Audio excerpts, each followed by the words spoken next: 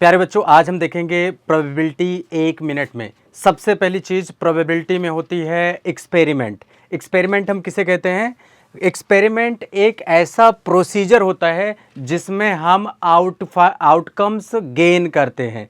मतलब एक ऐसा प्रोसीजर जिसमें आउटकम्स आते हैं या रिजल्ट्स आते हैं, उनको हम एक्सपेरिमेंट कहते हैं। जैसे एक कॉइन टॉस कर दिया तो उसके हेड और टेल उसके क्या हैं? रिजल्ट्स हैं। इन्हीं को हम एक्सपेरिमेंट कहते हैं। जैसे एक डाइस थ्रो कर दिया तो डाइस थ्रो करना भी जिसमें आउटकम्स आते हैं, उनको हम एक्सपेरिमेंट कहते हैं। एक्सपेरिमेंट बच्चों दो तरीके के होते हैं।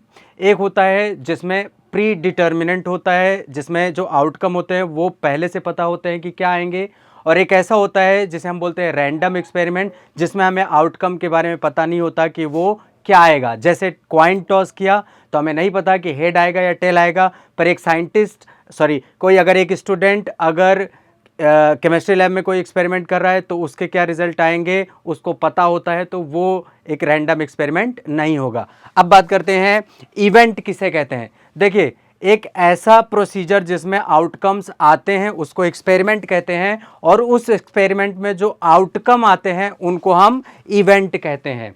अब इवेंट आ गया है, कई सारे आ गए हैं, तो उनकी प्रोबेबिलिटी हम कैसे फाइंड करते हैं? तो प्रोबेबिलिटी किसी इवेंट की फाइंड करने का एकमात्र फॉर्मूला है कि probability of any event is equals to जितने भी आउटकम्स आए हो उसके जो हमें इवेंट की प्रोबेबिलिटी चाहिए उसको हम न्यूमरेटर में लिखेंगे यानी फेवरेबल आउटकम, और डिनोमिनेटर में हम लिखेंगे टोटल आउटकम, तो हमें प्रोबेबिलिटी मिल जाएगी। अब प्रोबेबिलिटी अगर हम किसी भी इवेंट की निकालें तो प्रोबेबिलिटी हमेशा 0 से 1 के बीच में होगी, या तो 0 और 1 होगी। यानी प्रोबेबिलिटी कभी भी 0 से कम नहीं होगी और 1 से बड़ी नहीं होगी। अगर नेगेटिव प्रोबेबिलिटी आती है या फिर 1 से बड़ी प्रोबेबिलिटी आती है, इसका मतलब वो प्रोबेबिलिटी का केस नहीं है। अब बात करें, इवेंट दो तरीके के होते हैं क्लास 10th तक में।